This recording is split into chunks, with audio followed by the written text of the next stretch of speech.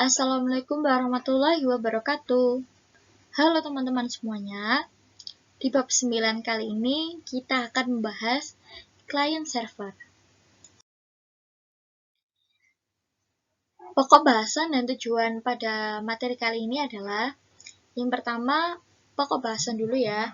Ada pendahuluan, kemudian arsitektur client server, yang ketiga pengaksesan query pada basis data client server. Kemudian tujuannya, kita dapat memahami konsep basis data client server, memahami arsitektur client server, dan yang terakhir memahami pengaksesan query pada basis data client server dan bagaimana perangkat lunak client server. Nah, pendahuluan. Aplikasi basis data terdistribusi dikembangkan dalam bentuk arsitektur client server. Teknologi client server berkembang secara cepat sebagai teknologi lanjut. Pada beberapa waktu yang lalu, sangat sulit memprediksi status saat ini teknologi client server yang terjadi saat ini.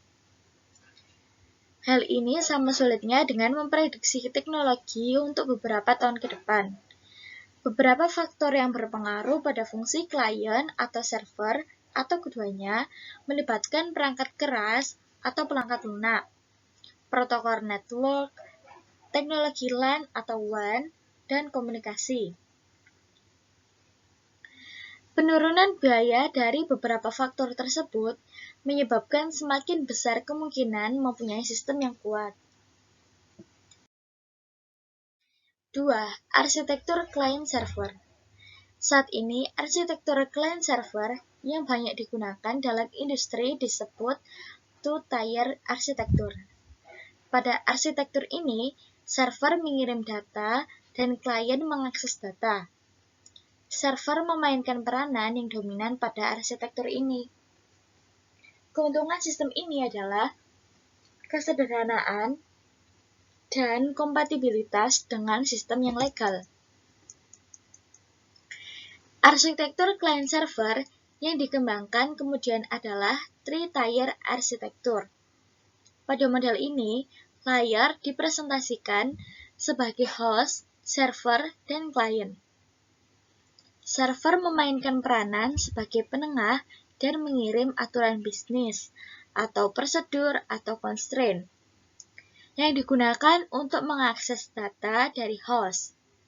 Klien berisi antarmuka, GUI, dan beberapa aplikasi tambahan mengenai aturan bisnis. Kemudian server bertindak sebagai conduit of passing, memproses data dari host ke klien, di mana kemudian proses data dari host ke klien kemudian diproses atau difilter dan dipresentasikan ke pemakai dalam format GUI. Antarmuka pemakai, aturan, dan pengaksesan data bertindak sebagai three tiers. Klien biasanya dihubungkan ke server melalui LAN dan server dihubungkan ke host melalui WAN. Klien melakukan remote yang dihubungkan ke server melalui WAN juga. Sistem ini sangat cocok untuk perusahaan besar, di mana basis data terpusat dan disimpan dalam host dan biaya pembangunan LAN dan WAN dapat diatur dan dioptimasi menggunakan teknologi yang baru untuk setiap bagian yang berbeda dalam organisasi. 3. Pengaksesan query pada basis data client server. Bagaimana membagi fungsi DBMS antara client dan server tidak ada ketentuan, sehingga banyak pendekatan yang berbeda ditawarkan. Satu kemungkinan adalah memasukkan fungsi dari DBMS terpusat pada level server. Sejumlah DBMS relasional menggunakan pendekatan ini, di mana SQL Server disediakan untuk klien. Setiap klien harus menggunakan query SQL yang tepat dan menyediakan antarmuka pemakai dan fungsi antarmuka untuk bahasa pemrograman.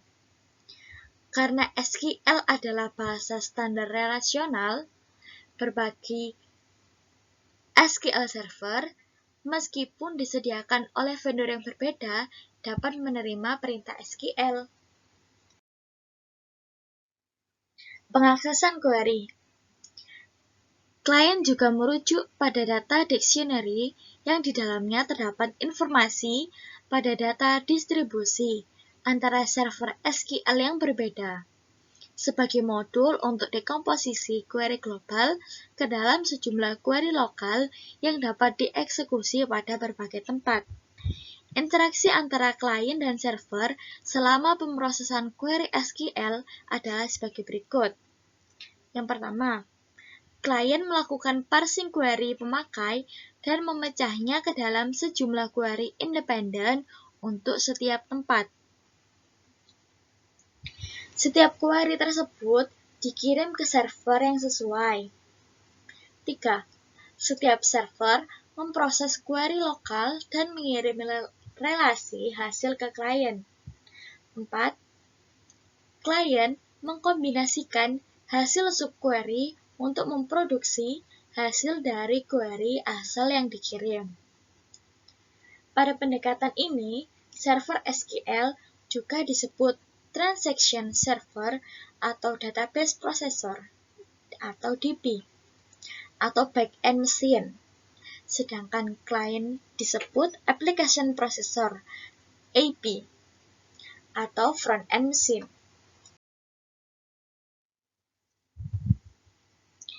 Interaksi antara klien dan server ditentukan oleh pemakai pada level klien atau melalui modul khusus pada DBMS klien yang merupakan bagian dari paket DBMS.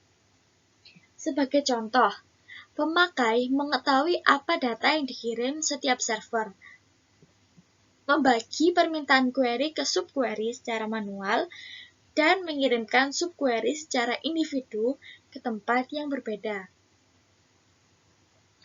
Tabel hasil dikombinasikan secara eksplisit dengan query user pada level klien. Alternatif lain adalah mempunyai modul klien yang melakukan kegiatan di atas secara otomatis. Dalam DBMS yang banyak digunakan, model perangkat lunak dibagi ke dalam 3 level. Yang pertama, perangkat lunak server bertanggung jawab pada manajemen data lokal, kebanyakan sama dengan perangkat lunak DBMS. Yang kedua, perangkat lunak klien bertanggung jawab untuk fungsi distribusi, mengakses informasi distribusi data dari katalog DBMS dan memproses semua permintaan yang membutuhkan akses ke lebih dari satu tempat. Hal ini juga ditangani semua antarmuka user.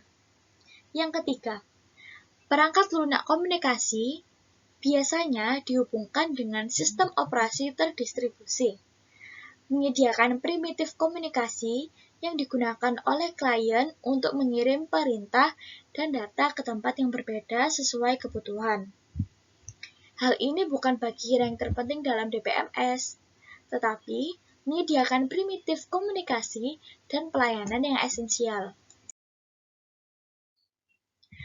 Klien bertanggung jawab untuk membangkitkan eksekusi terdistribusi untuk beberapa tempat server suatu query atau transaksi dan untuk melakukan supervisi eksekusi terdistribusi dengan mengirim perintah ke server. Perintah ini termasuk query lokal dan transaksi yang dieksekusi selain perintah untuk mengirim data ke klien atau server lain. Fungsi lain dikontrol oleh klien atau koordinator adalah menjamin konsistensi dari copy replika dari item data dengan teknik concurrency control terdistribusi global. Klien harus menjamin transaksi global atomik dengan membentuk global recovery jika tempat yang dimaksud gagal. Satu fungsi yang mungkin dari klien adalah menyembunyikan detail distribusi data dari pemakai, yang memungkinkan pemakai menulis query global dan transaksi seperti basis data yang terpusat, tanpa harus menentukan tempat di mana data dirujuk dalam query atau transaksi berbeda. Properti ini disebut distribution transparency. Beberapa DBMS tidak melakukan distribution transparency, sehingga pemakai harus berhati-hati terhadap distribusi data secara detail. Ringkasan. Yang pertama adalah konsep arsitektur client-server berhubungan dengan basis data terdistribusi. Yang kedua, arsitektur client-server yang dikembangkan saat ini menggunakan three-tier arsitektur, di mana terdapat 3 komponen utama, yaitu host, server, dan client. Yang ketiga, pengaksesan query dilakukan dengan cara klien melakukan permintaan query dengan mengirimkan subquery ke beberapa tempat server. Dan setelah server mengirimkan hasilnya ke klien, klien mengkombinasikan hasil subquery ke query asal. Modul perangkat lunak yang terdapat pada DBMS dapat dibagi dalam 3 level, yaitu perangkat lunak server, klien, dan komunikasi.